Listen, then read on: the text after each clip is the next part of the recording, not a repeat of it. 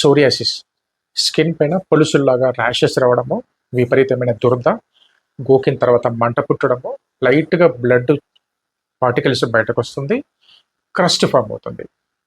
మళ్ళీ కొద్ది రోజుల తర్వాత మళ్ళీ సైకిల్ రిపీట్. ఇలాంటి కొంతమందిలో ఈవెన్ స్టిరాయిడ్స్ కూడా వాడాల్సిన పరిస్థితి వస్తుంది. అంత మొండి జబ్బు. ఇలా సోరియాసిస్తో సఫర్ అవుతున్న కొంతమందిలో జాయింట్ పెయిన్స్ కూడా డెవలప్ అవుతాయి. దీన్నే సోరియాటిక్ ఆర్థరైటిస్ అంటారు. ఆల్ జాయింట్స్ ఇన్వాల్వ్ అవుతాయి. ఇది ప్యూర్లీ ఆటోఇమ్యూన్ డిసీజ్. చాలా సందర్భాల్లో ఫ్యామిలీ మెంబర్స్ ఇలా ఉంటే, ఎవరికైనా ఉంటే ఈ ప్రాబ్లం వీళ్ళకి వస్తుంది. కొన్ని సందర్భాల్లో మనము పాజిటివ్ ఫ్యామిలీ హిస్టరీ కూడా ట్రేస్ అవుట్ చేయలేకపోవచ్చు. ఈ జాయింట్ పెయిన్స్, స్కిన్ ప్రాబ్లమ్స్కి చాలా సందర్భాల్లో స్టెరాయిడ్స్ కూడా వాడుతున్న సందర్భాలు ఉంటాయి.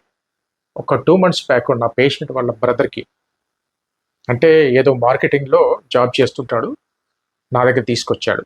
సోరియాసిక్ అండ్ ఆర్థరైటిస్ 2 సిమ్టమ్స్ ఉన్నాయి. స్టెరాయిడ్స్ పైన ఉన్నాడు. ఎప్పుడెప్పుడైతే కాస్త విపరీతమైన ఆఫీస్ వర్క్ ప్రెషర్ ఉన్నప్పుడు కానీ, ఇంట్లో ప్రెషర్స్ ఉన్నప్పుడు, ఫైనాన్షియల్ క్రైసిస్ ఉన్నప్పుడు, కాస్త బీపీ ఆల్రెడీ ఉంది కాబట్టి బీపీ ఫ్లక్చువేట్ అయినప్పుడు, ఎక్కువ సన్లో తిరిగినప్పుడు, పొల్యూషన్లో బాగా తిరిగినప్పుడు, వాళ్ళ జాబే అలాంటిది కదా, సిమ్టమ్స్ ట్రిగ్గర్ అవుతున్నాయి. వీటికి తోడు సైడ్ ఎఫెక్ట్స్.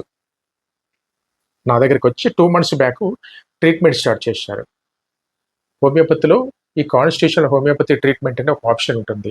దాంతోనే ట్రీట్మెంట్ చేస్తే కనుక ఇటు స్కిన్ కండిషను, అటు ఆర్థరైటిస్ కండిషన్ కూడా మెల్లిగా రెస్పాండ్ అవుతూ ఆల్మోస్ట్ ఇప్పుడు ఎండ్ ఆఫ్ 2 monthsకు మొన్ననే ఫాలోఅప్ వచ్చాడు. ఈ స్టెరాయిడ్ కంటెంట్ యూజ్ చేయడం కంప్లీట్గా జీరో అయిపోయింది. వీటితో పాటు ఎలాంటి సైడ్ ఎఫెక్ట్స్ లేకుండా ఈ ప్రాబ్లం మళ్ళీ రిపీట్ అవ్వకూడదు అంటే మాత్రం కొంత క్రానిక్గా ట్రీట్మెంట్ కంటిన్యూ చేయాల్సి ఉంటుంది.